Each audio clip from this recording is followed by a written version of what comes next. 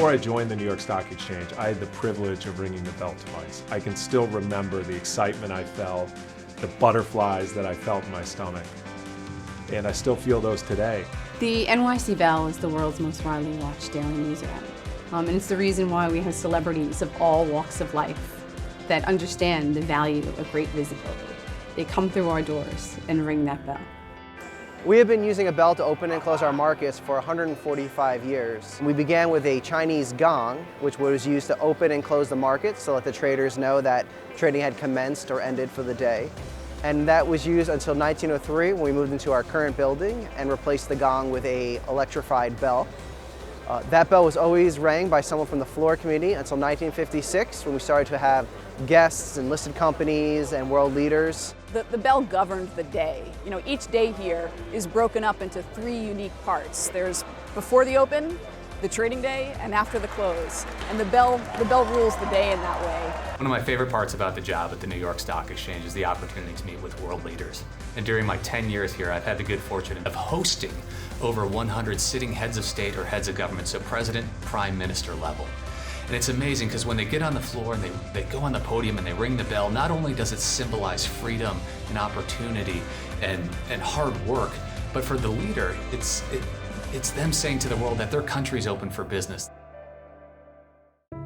I've seen the bell in many different modifications. In fact, when President Kennedy was assassinated, they rang the bell to halt trading early so that the selling wouldn't continue much further. Throughout America's history, we've had a civil war, we've had multiple world wars, we've had numerous tragedies. But the one thing that always happens is the bell always rings. Sometimes it's kind of hard and sad to talk about September 11th. I went towards the window and I saw World Trade Center 1 on fire. And I remember checking every floor, every crevice, and making sure that everybody left the building. The world was concerned about what the future might look like.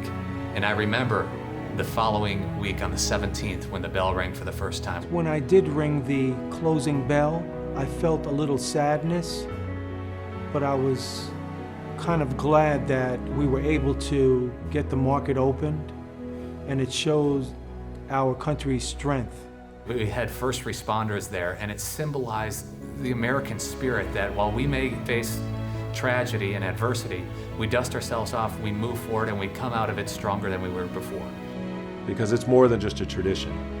That bell is a mark of greatness. It's a mark of great people who throughout history have done great things to go and make the world a better place. I'm coming into the market to see how is the market going to react to world conditions or global events. From IPO day, which we all know what that means for them, but from there, mergers and acquisitions, spins. It's a much different event. It's a unique institution, and individuals of all kinds see great value in the global visibility platform that the NYC opening and closing bells are.